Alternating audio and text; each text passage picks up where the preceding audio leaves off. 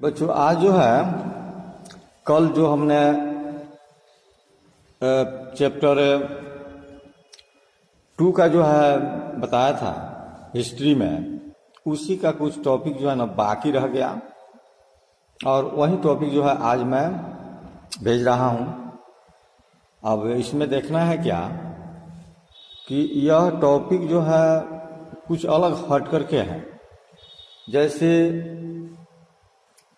History में है chapter 2 का कि अर्थव्यवस्था और समाज, तो अर्थव्यवस्था और समाज जो है वह क्या है और इसे क्या कहते हैं, इसके विषय में जो हम लोग को पढ़ना है।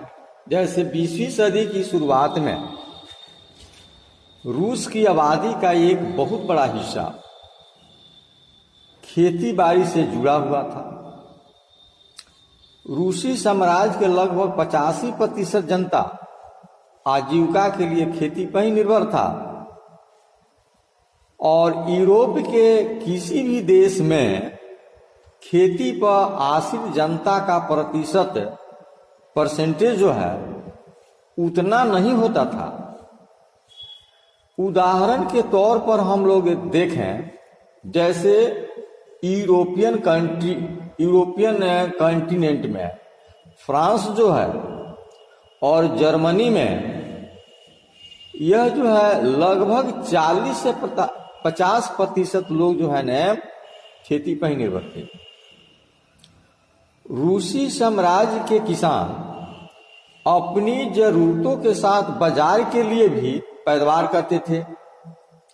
रूस जो है अनाज का एक बहुत बड़ा निर्यातक देश बन गया था। यानी निर्यातक यानी अपने देश से दूसरे देश में यह अनाज को भेजता था। उद्योग बहुत कम थे। सेंट पीटर्सबर्ग और मॉस्को प्रमुख औद्योगिक इलाका था रूस में। ज्यादातर उत्पादन कारीगर ही किया करते थे, लेकिन कारीगरों की वर्कशॉप के साथ साथ बड़े बड़े कल कारखाने भी मौजूद थे।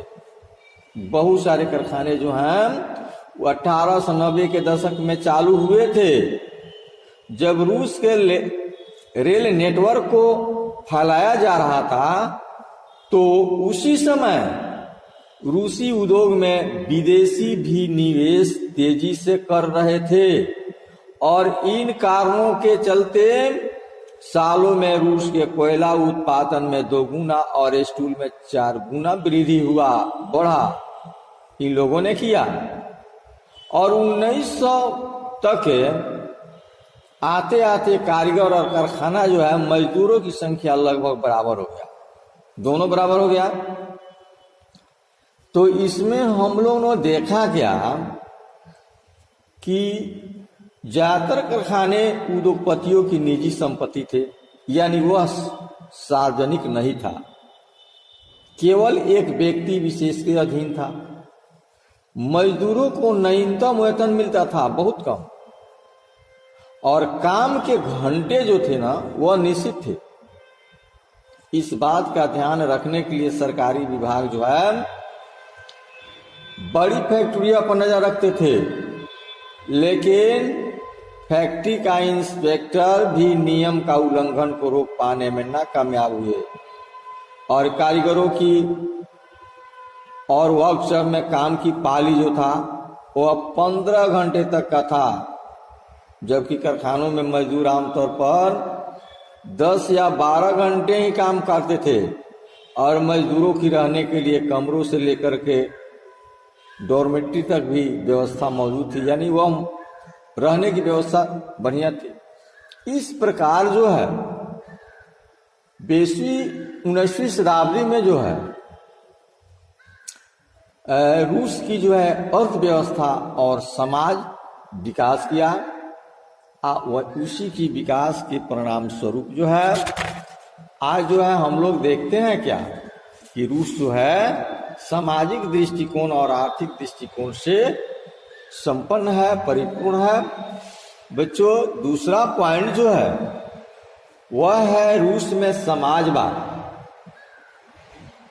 जैसे इसके पहले हमने बताया था, रूस के बहुत सारे अर्थव्यवस्था के विषय में ही बताया। इसके बाद जो है अब हम यह बताने जा रहे हैं कि रूस में समाजवाद की व्यवस्था कैसे हुए, कब हुआ। तो 1914 से पहले रूस में सभी राजनीतिक पार्टियां जो थी वह गैर कानूनी थी, यानी कानून के अधीन नहीं थी, सरकार के अधीन नहीं थी। कार्ल मार्क्स के विचारों को मानने वाले समाजवादियों ने 1898 में Russian social democratic works party की स्थापना की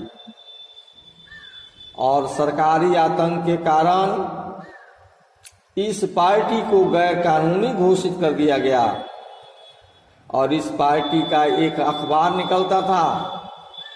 उसने मजदूरों को संगठित किया और हड़ताल आदि कार्यक्रम को आयोजित करना शुरू किया। कुछ रूसी समाजवादियों को लगता था कि रूसी किसान जिस तरह समय समय पर जमीन बांटते हैं उससे पता चलता है कि वह स्वाभाविक रूप से समाजवादी भावना वाले लोग हैं, यानी जमीन को बराबर बराबर लोगों के बीच में बांटना एक समाजवाद का ही लक्षण है। इसी आधार पर उनका मानना था कि रूस में मजदूर नहीं बल्कि किसान ही क्रांति के मुख्य शक्ति बनेंगे, वे क्रांति का नेतृत्व करेंगे। रूस जो है बाकी देशों के मुकाबले ज्यादा जल्दी समाजवादी देश बन जाएगा और 19वीं सदी के आखिर में रूस के इस इलाकों में समाजवादी काफी सक्रिय थे। 1900 में उन्होंने सोशलिस्ट यानी समाजवादी क्रांति पार्टी की स्थापना किया और इस पार्टी ने किसानों के अधिकारों के लिए संघर्ष किया और मांग की कि सामंतों के कब्जे वाले जमीन फौरन किसानों को बीच में बांट दिया जाए। यानी सामंत कहते हैं जिसके पास काफी मात्रा में जमीन होती है, तो उस जमीन को लेकर गरीब किसानों के बीच में वितरित करना एक समाजवाद का ही लक्षण होता है। समाजवाद का ही अर्थ होता है समाज की सेवा करना, समाज के बीच में जो है सभी लोगों को समान सरकारी संपत्ति को समान रूप से वितरण करना ही क्या है, यह समाजवाद है। तो सामाजिक लोकतंत्रवादी खेमा जो है यह समाजवादी क्रांतियों से सहमत नहीं था, लेकिन मानना था कि किसानों में एकजुटता नहीं है और वे जो है आप बटे हुए हैं। कुछ किसान गरीब तो कुछ अमीर थे, कुछ मजदूरी करते थे तो कुछ पंजीपति वर्ग के भी थे। इस प्रकार जो है रूस में समाजवाद की स्थापना हुआ। सभी समाजवादियों को, सभी सामंत वर्ग के लोगों को संपत्ति को लेकर के गरीब वर्ग के बीचों में बांट देना ही समाजवाद था और यह विधि व्यवस्था जो है रूस में किया गया और इसी प्रकार जो है सभी लोग सामान्य हो गए और तब से कहा जाने लगा कि रूस में क्या है, एक समाजवाद है और समाजवाद के नाम से भी कुछ ऐसे भी पार्टियों का गठन किया गया जो गरीब मजदूरों के पक्ष में लड़ाई लड़ते थे। अब बच्चों तीसरा जो पॉइंट है पहला विश्व युद्ध और रूसी साम्राज्य जो है, तो इसमें जो है हम लोग पढ़ेंगे कि पहला युद्ध जो है, जैसे हम लोग जानते हैं कि 1914 में दो यूरोपीय गठबंधन के बीच में युद्ध छिड़ा था। एक खेमे में जर्मनी था, तुर्की, तो दूसरे खेमे में फ्रांस, ब्रिटेन और रूस था। इटली और रोमानिया भी इस खेमे में शामिल हो गए और इन सभी देशों के पास विशाल वैश्विक साम्राज्य थे, इसलिए यूरोप के साथ साथ जो है यह युद्ध यूरोप के बाहर भी फैल गया था और इस युद्ध को पहला विश्व युद्ध कहा जाता है। यानी सबसे पहले यह युद्ध की स्थापना की गई थी जो 1914 में, यानी उसको हम प्रथम विश्व युद्ध के नाम से जानते हैं, जो पूरे विश्व जो है दो गुटों में बटा हुआ था। एक साम्यवाद था और एक पूंजीवाद था। इस युद्ध को शुरू में रूसियों को काफी समर्थन मिला, रूस वालों को, यानी जब युद्ध शुरू हुआ तो साम्यवादियों की संख्या अधिक थी और साम्यवादियों की संख्या अधिक होने के कारण जो है रूस को समर्थन काफी मिला। और पूंजीपति वर्ग के जो लोग थे, पूंजीवाद जो था, उनका संख्या जो कम थी तो उनको ज्यादा नहीं मिल पाया। जनता ने जार का साथ दिया, यानी रूस के शासक को जार कहा जाता है। लेकिन जैसे जैसे युद्ध लंबा खींचता गया, जार ने डयूमा में मौजूद मुख्य पार्टी से सलाह लेना छोड़ दिया और उसके प्रति जन समर्थन कम होने लगी। जर्मन विरोधी भावनाएं दिनों दिन बलवती होने लगी, पनपने लगी और जर्मनी विरोधी भावनाओं के कारण ही लोगों ने सेंट पीटर्सबर्ग का नाम बदल करके क्या रख दिया, पेट्रोग्राद, क्योंकि सेंट पाल जर्मन नाम था। जारीना जो जार की पत्नी को कहा जाता था, जैसे जार की जो पत्नी होती थी जिसको महारानी कहेंगे, तो जारीना होती थी, वह रूस के शासक जार जो होता था ना, उसी की पत्नी को जारीना कहा जाता था।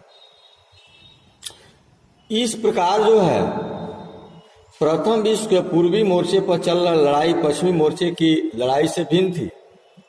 पश्चिम में सैनिक पूर्वी फ्रांस की सीमा पर बनी खाइयों की लड़ाई लड़ रहे थे, जबकि पूर्वी मोर्चे पर सेना ने काफी बड़ा फैसला तय किया और इस मोर्चे पर बहुत सारे सैनिक मौत के मुंह में जा चुके थे, यानी बहुत से सैनिक मारे जा चुके थे। सेना की पराजय ने रूसियों का मनोबल तोड़ दिया था और 1914 से 16 के बीच में जो है जर्मनी और ऑस्ट्रिया में रूसी सेनाओं का भारी पराजय झेलनी पड़ी और 1917 तक 70 लाख लोग मारे जा चुके थे प्रथम विश्व युद्ध में। पीछे हटी रूसी सेनाओं ने रास्ते में पड़ने वाली फौसला इमारतों को भी नष्ट कर डाला ताकि दुश्मन की सेना वहां टिक ही न सके। इस प्रकार जो है यह युद्ध जो है चलता रहा और शाही रूसी सेना को रूसी एस्टोमलर कहा जाता था। यह दुनिया की सबसे बड़ी सशस्त्र सेना थी जो रूस में थी, यानी इन लोगों के पास शस्त्र अधिक था। जब इस सेना ने अपनी निष्ठा बदलकर क्रांतिकारियों को समर्थन देना शुरू कर दिया तो जार की सत्ता भी ढह गई और ये युद्ध से यह बहुत बड़ा क्षति भी हुआ। जैसे युद्ध हुआ तो इसमें हम लोग देखा क्या कि इससे उद्योग धंधा पर काफी प्रभाव पड़ा और ये फसल वगैरह खेती वगैरह में बहुत इसका बहुत प्रभावित हुए। जैसे युद्ध से लोगों पर बुरा असर पड़ा। रूस के अपने उद्योग वैसे भी बहुत कम थे। अब तो बाहर से मिलने वाली आपूर्ति भी बंद हो गई थी, क्योंकि बाल्टिक समुद्र में जिस रास्ते से विदेशी औद्योगिक सामान आते थे उस पर जर्मनी का कब्जा हो गया था और यूरोप के बाकी देशों के मुकाबले रूस के औद्योगिक उपकरण ज्यादा तेजी से बेकार होने लगे थे। 1916 तक रेलवे लाइन टूटने लगी। अच्छी सेहत वाले मर्दों को युद्ध में झोंक दिया गया। देश भर में मजदूरों की कमी पड़ने लगे, जिसके कारण रूस में जो उद्योग धंधा जो है काफी पिछड़ गया। उत्पादन जो है काफी कम हो गया, जिसके कारण वहां की अर्थव्यवस्था भी जो है समाप्ति की कगार आ गया। अब इसके बाद जो है हम लोग जो है देखेंगे बच्चों की इसमें एक दूसरा पॉइंट जो है यह पेट्रोग्राद में फरवरी क्रांति के नाम से जिसको जानते हैं। यह क्रांति जो है 1917 की सर्दियों में राजधानी पेट्रोग्राद की हालत बहुत खराब थी और ऐसे लगता था मानो जनता में मौजूद चिंताओं को ध्यान में रखकर इस शहर को जो है बनावट तय की गई थी और मजदूरों के क्वार्टर और कारखाने नेवा नदी के दाएं तट पर थे। बाएं किनारे पर फैशनेबल इलाके विक्टर पैलेस वगैरह सरकारी इमारतें भी थी। जिस महल में डयूमा की बैठक होती थी, डयूमा शासक को कहते हैं, वो भी इसी तरह लटका हुआ था।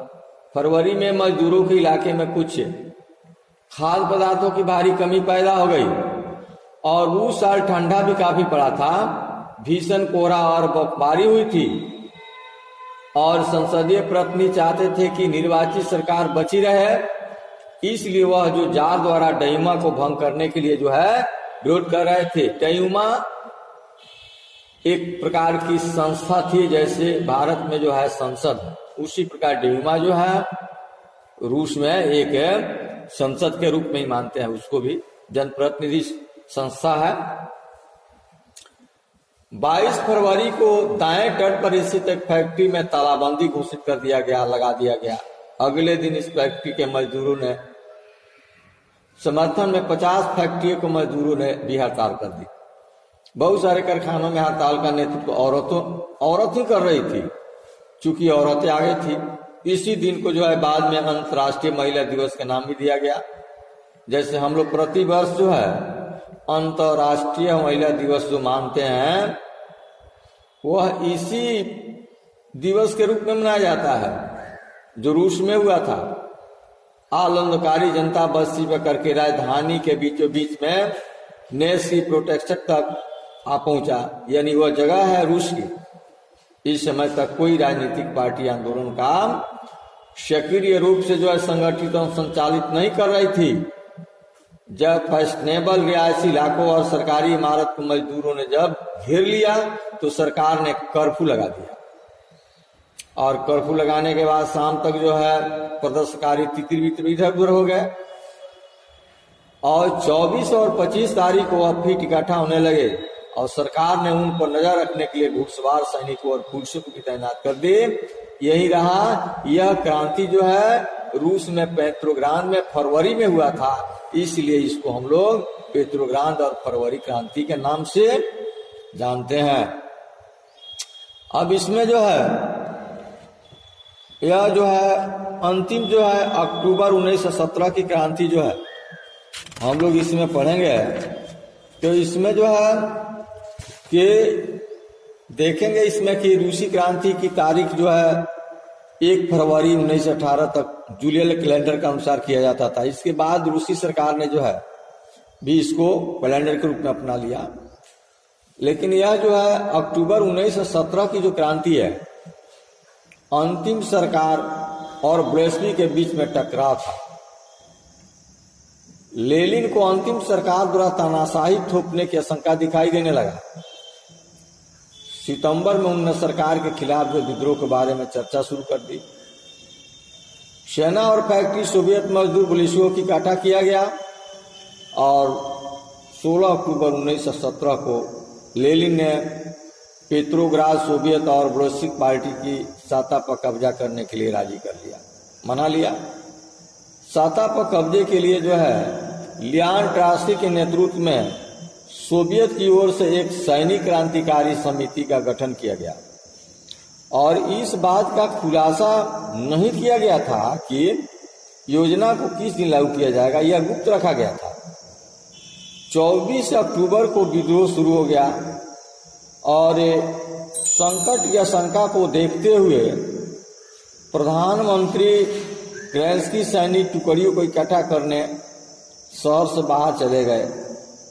तड़के सरकार के वफादार सैनिकों ने 2 बोल्शेविक अखबारों के दफ्तरों में घेर डाला दिया और टेलीग्राफ दफ्तरों पर नियंत्रण प्राप्त करने और विक्टर प्लेस को रक्षा करने के लिए सरकारी समर्थन सैनिकों को रवाना कर दिया गया। देखा गया कि पलक झपते ही क्रांतिकारी समिति ने अपने समर्थकों को आदेश दिया कि सरकारी कार्यालय पर कब्जा कर लें और मंत्रियों को गिरफ्तार कर लें। उसी दिन अरोरा नामक स्थान में जूद पोत ने विक्टर पैलेस पर बमबारी शुरू कर दी। अन्य जूद पोतों ने नेवा के रास्ते से आगे बढ़ते हुए विभिन्न सैनिक ठिकानों को अपने नियंत्रण में ले लिया। शाम ढलते ढलते पूरा शहर क्रांतिकारी समिति के नियंत्रण में आ चुका और मंत्रियों ने आत्मसमर्पण कर लिया। पेट्रोग्राद में आखिर रूसी सोवियत कांग्रेस की बैठक हुई जिसमें बहुत ने बोल्शेविक की कार्रवाई का समर्थन भी किया। अन्य शहरों में भी बगावतें होने लगी। दोनों तरफ से जमकर गोलीबारी हुई। खास तौर से मॉस्को में लेनिन लेकिन दिसंबर तक मॉस्को पेट्रोग्राड इलाकों पर ब्लेस्की का नियंत्रण स्थापित हो गया।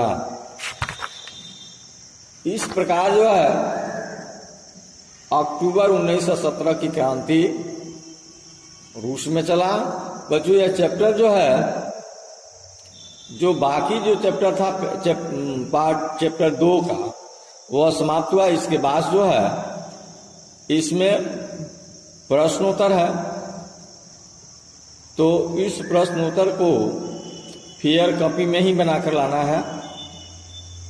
जैसे ही स्कूल खुलेगा यह फेयर कॉपी को चेक की जाएगी और साथ ही बना करके उसको याद भी कर लेना है, ताकि फर्स्ट टर्मिनल का एग्जाम दिया जा सके, तुरंत ही पड़ेगा। बाकी बाद में थैंक यू।